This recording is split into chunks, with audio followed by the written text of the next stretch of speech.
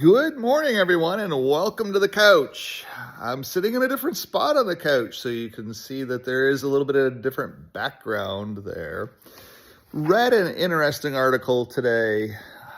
Have my tea here as well, too, to be able to help me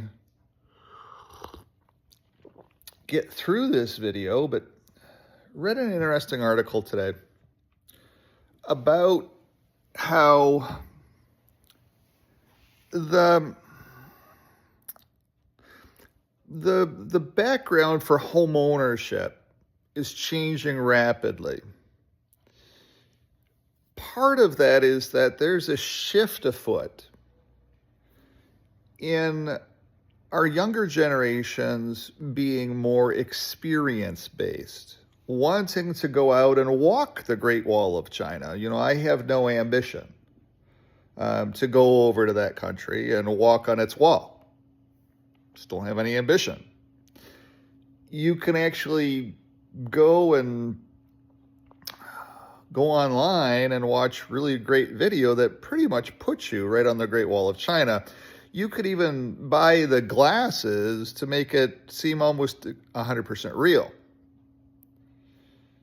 So our society is so rapidly changing towards those experiential-based people. And the cost of home ownership, and I'm going to do a separate video about this, is $816 a month, assuming some very, very simple numbers. And so a lot of people have said, wait a second, that's a whole week of income, of net income. That means that there's only 3 weeks left in a month on top of my shelter costs. And all that housing is shelter cost. So to some people, having a home is exceptionally important, a different generation, basically. That the younger generations don't care about the concepts. And that's why they don't appreciate a house. It's why when we rent a house to somebody, they torch it, all of that stuff. It just becomes very challenging because they don't appreciate it. They don't understand it. They don't think about its value other than the concept that it's shelter to me. And then if you're a renter, you tend not to take very good care generally of your house, of the house.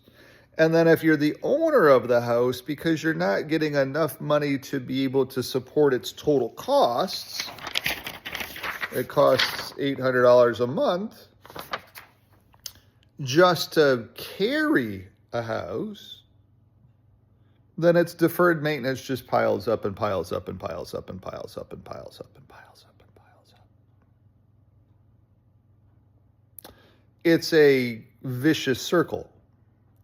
So this article talked about all of that, and that's what's changing. So the data set today that came out that everybody's adjusting to is that current physical home sales in the United States have crashed. No Americans are buying any houses. And it makes a lot of sense because with the new leadership chopping the head of everything, then everybody in the United States is very scared, especially in the Washington, D.C. areas or any other areas where there's very large numbers of government employees, whether that's on a state level, a city level, or on a federal level. They're all running in panic because as the debt level got to $40 trillion to be able to pay for all this stuff. And we're learning about all the excess waste that was involved to be able to support jobs for people. All of these industries all across the globe are all laying off people. Our news agencies who are receiving millions and millions and millions of taxpayer dollars to be able to create news or create stories that we thought were news, we're now learning that all of that was all fictitiousness, that it was all just the dollars that were otherwise going to those organizations. And so all newscasts, all news articles, all your local news stations are all facing massive job cuts because the golden goose is dried up, the American taxpayer.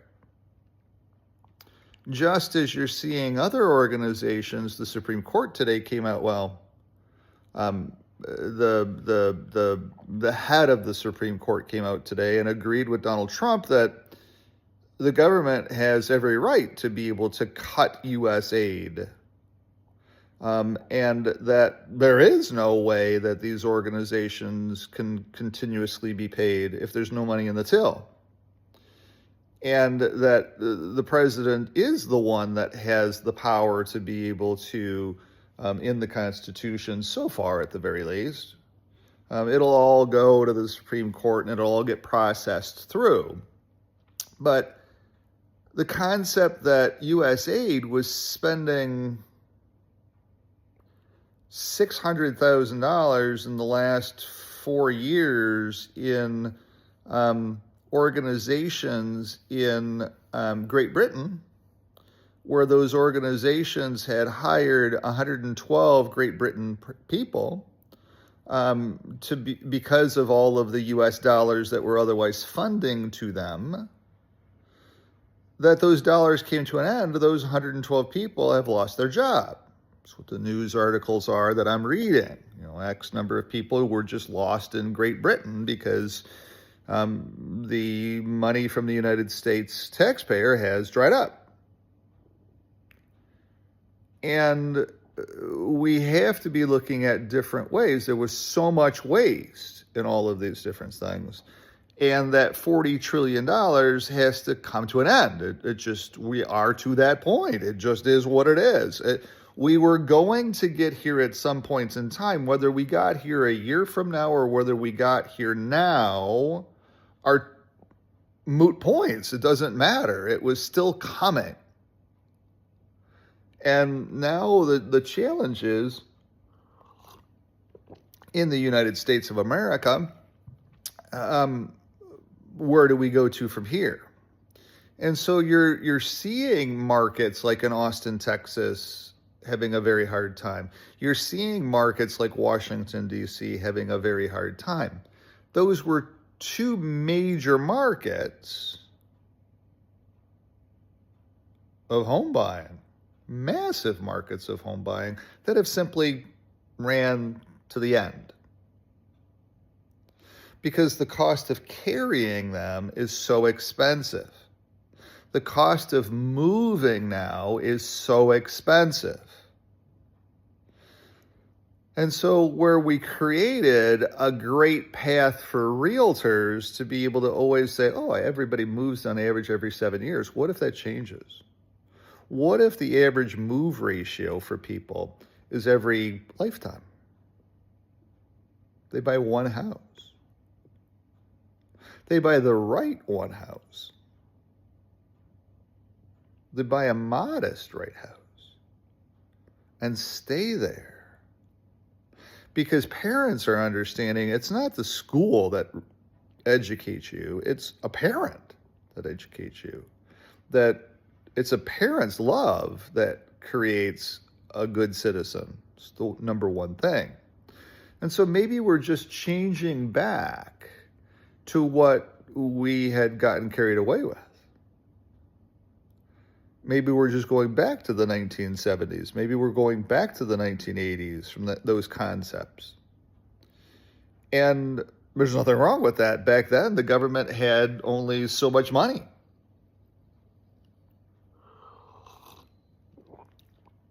Maybe we don't need to have endless wars that cost billions and billions and billions of dollars and kill hundreds of thousands of people and do untowardly sums of damage any longer.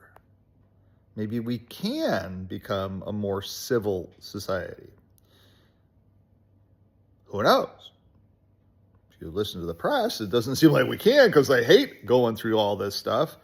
But they hate going through all this stuff because they're all losing their jobs. Their golden goose has come to an end. The federal government is no longer going to be providing for newscasts. It's just come to an end because it had to. And so the question around home ownership, especially in the United States, is that the younger people don't really aspire to own a house. They're like, why do I want to have to pay $814 a month for shelter? What if I rented? So if I rented it at $2,000 a month and I didn't have to pay the $816 a month, then I'm only renting for $1,200 a month. I can afford to do that. So that's what's changing, and that's what the article was, the great article that I read this morning about how home ownership is changing. How does that affect you as a senior citizen? Well, senior citizens their house is paid off. 46% of houses in the city of Windsor are paid off. There's no balance on them.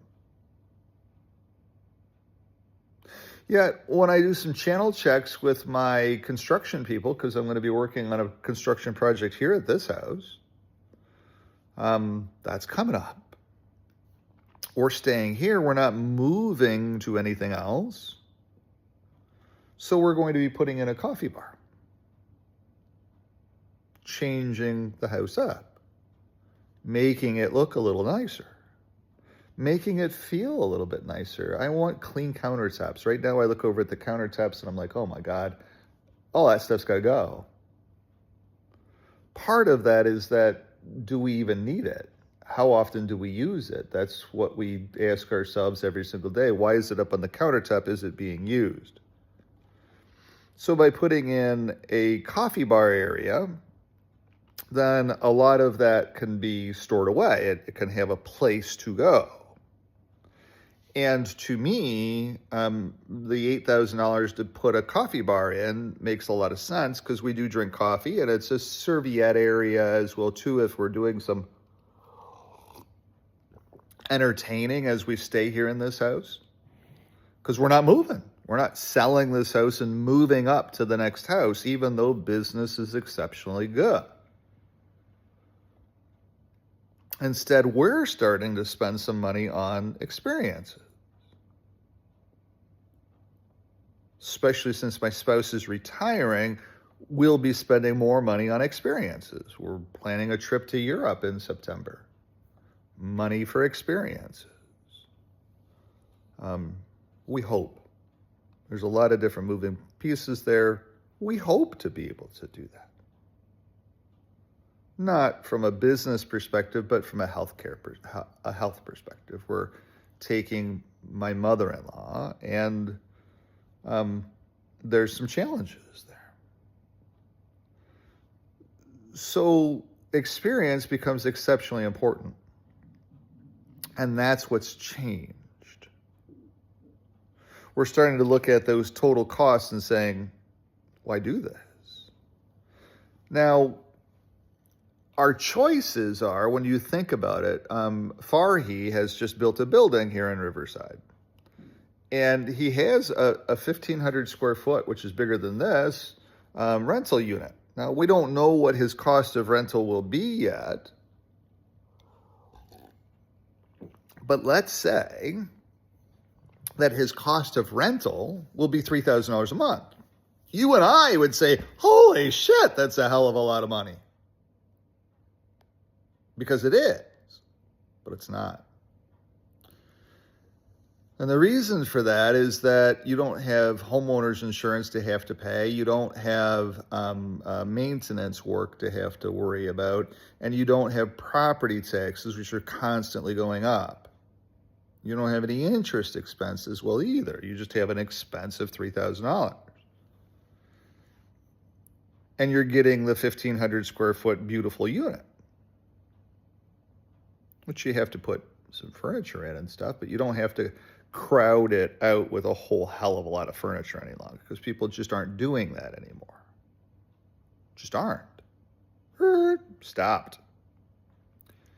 So at the end of the day, that $3,000 a month at Farhi, that's $36,000 a year. So think about the equity that we have here. Let's just say that the house sold for $700,000, which is approximately what it's worth. One on our road just sold for $850,000. So let's just say $700,000. That $700,000 at 6%, assuming that you bought into the market with an S&P 500 index fund, and you understood that, yes, some years are going to be 30%, some years are going to be 15%, some years are going to be 6%, and some years are going to be negative 8%. So the average is going to be 6% per year. 700,000 by 6% is $42,000 a year of income.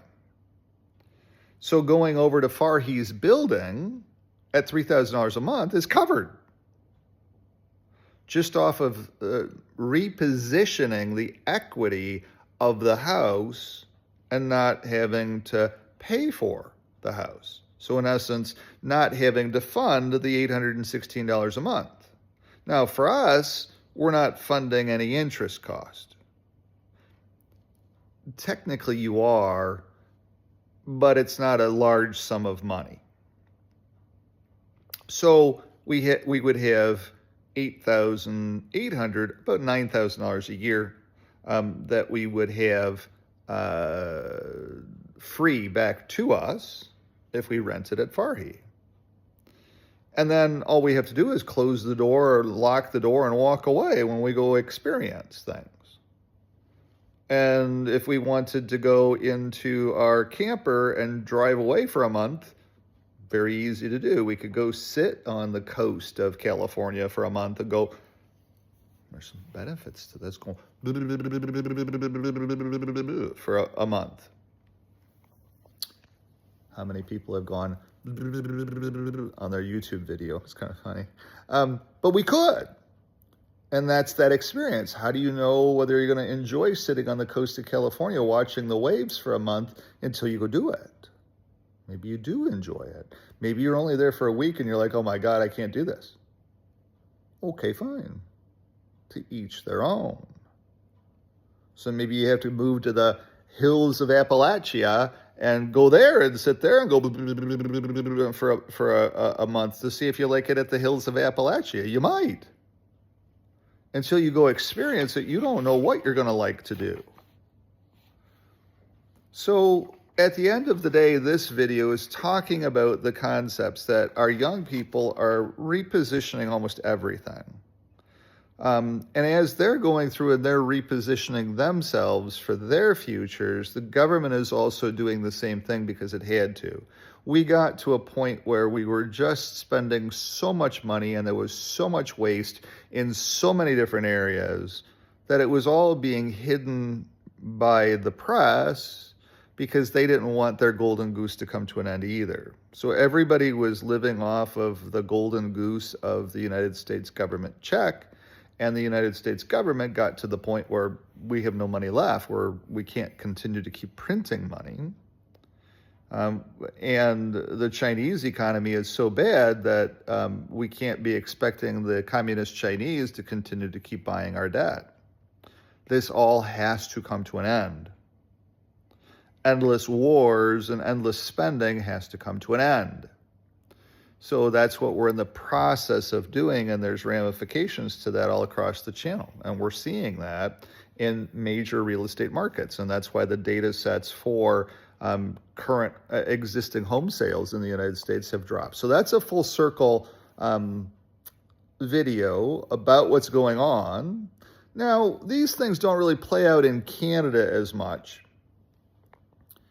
Canada has a different climate. Canada has a different personality. Canada has a different government. And so there's a lot of renters. I have a house coming up for sale on Eveleigh, and the people that have been through it already are very international, and they're all renters.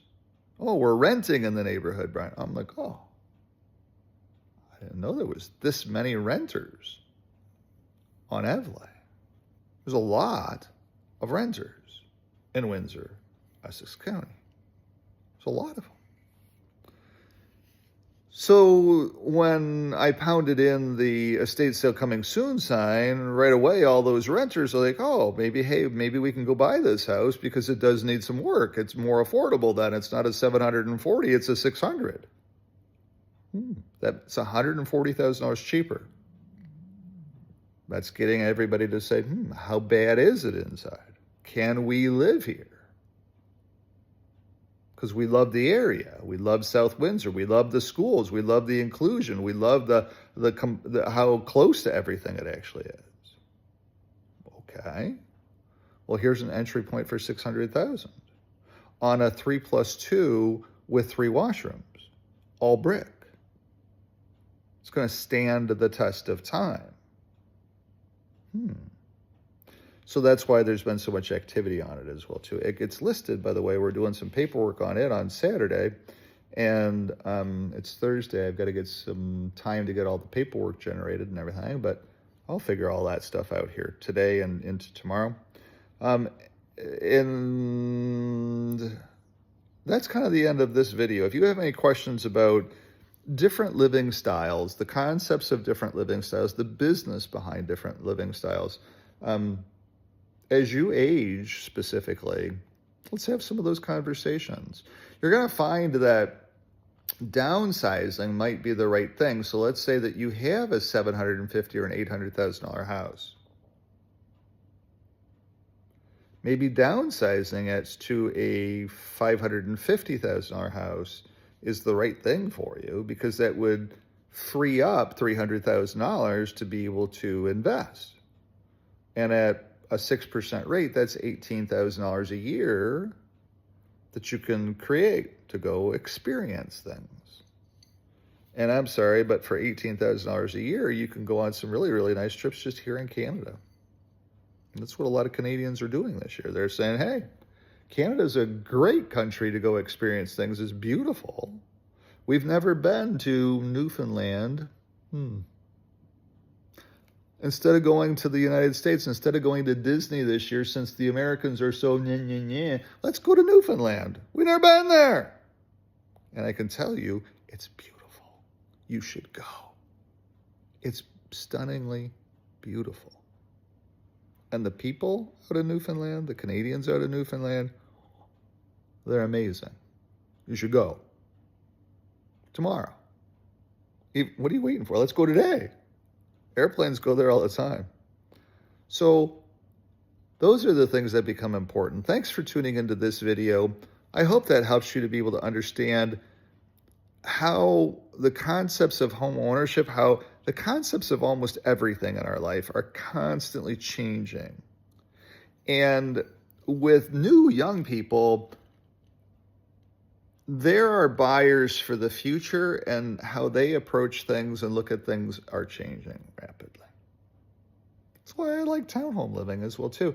Townhome living is, to me, it's perfect because, they come by and cut the grass. They come by and plow the snow.